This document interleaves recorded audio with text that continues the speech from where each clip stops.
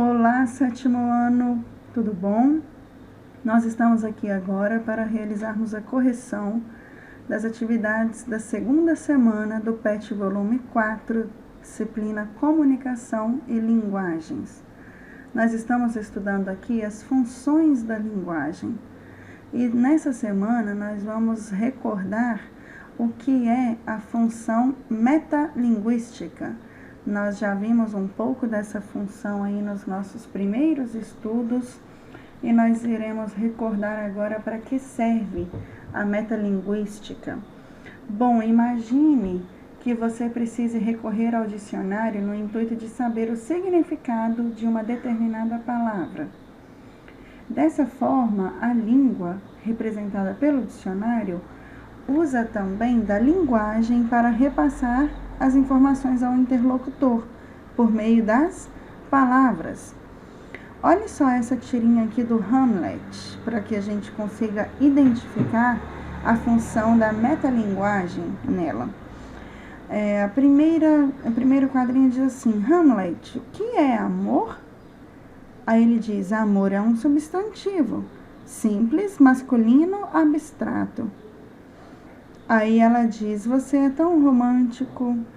E o Hamlet estava aqui com um dicionário aberto, né? Um livro aberto que pelo desenrolar da historinha nós conseguimos entender que era um dicionário. Bom, quando se usa a linguagem para falar da própria linguagem, nós temos então a função metalinguística, ou nós temos a metalinguagem. Essa função pode aparecer em diferentes textos, quando a intenção do emissor é explicar algum aspecto da língua. Verbos do campo da significação e, em geral, no tempo presente do modo indicativo, são algumas das marcas da função metalinguística. Para nós entendermos na prática o que é isso, vamos aqui para as atividades. E aí nós temos aqui duas formiguinhas conversando, observem bem. Uma diz assim, olha: está tudo errado, menina. Pechinchar não é com X, e sim com CH. Para aprender, escreva aí o verbo pechinchar 200 vezes. Aí a aluna responde: professora, deixa por 100, vá.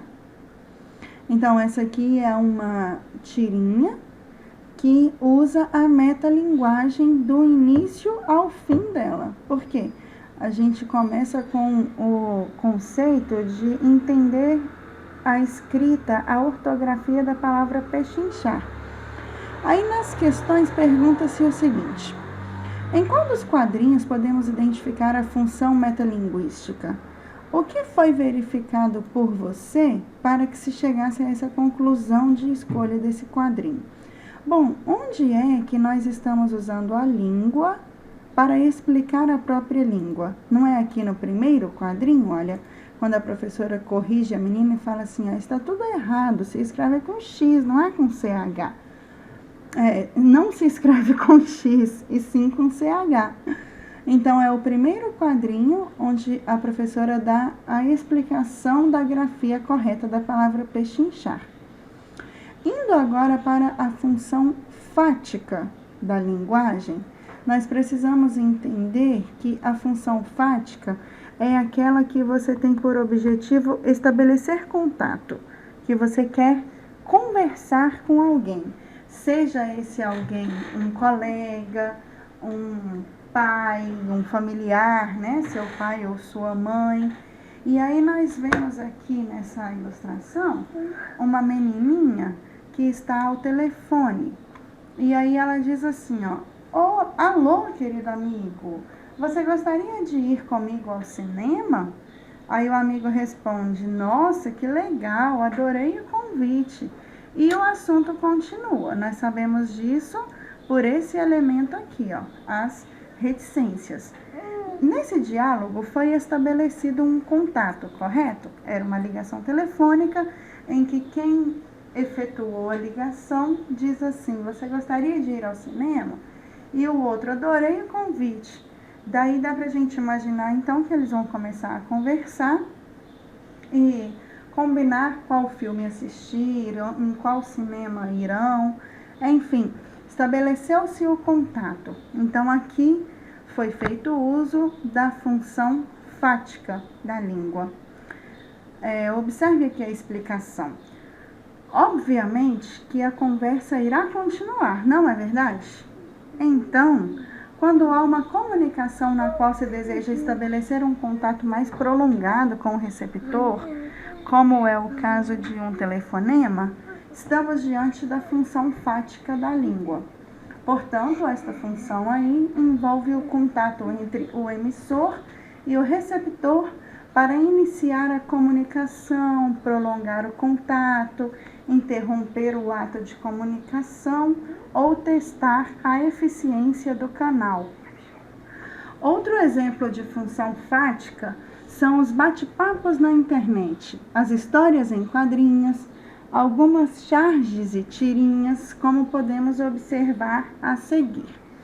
Aqui nós temos a tirinha da Mafalda e ela entrega um presente para sua mãe desejando felicidades. Aí a mãe abre o presente e fica toda emocionada, né? Oh, um livro! Obrigada, Mafalda! Hoje é um dia lindo, e abraça a menininha. Aí a Mafalda diz, pena que esteja tão úmido. Bom, a umidade está vindo aqui das lágrimas da mãe, que se emocionou muito com o presente, né? Com o gesto aí da Mafalda. Bom, após ler a explicação sobre a função fática, vocês irão elaborar um bate-papo utilizando esta função. Atentem-se à leitura explicativa acima e, se ainda estiver com dúvidas, sugiro que pesquisem na internet sobre a função fática. Mãos à obra. Então, o que é proposto a vocês aqui nesse momento é que vocês elaborem um bate-papo, um diálogo entre duas pessoas, obviamente, em que vocês irão utilizar a função fática da língua. Relembrando, a função fática, então, é aquela que tem por objetivo estabelecer e manter um contato. É aquela sensação de que uma das partes não deseja desligar a ligação, não deseja dar o tchau, não deseja ir embora e quer conversar mais um pouquinho. Para que vocês tenham uma ideia muito bonita do que seria a função fática, eu separei aqui para vocês um diálogo de um livro clássico da literatura brasileira, Machado de Assis, no livro Helena.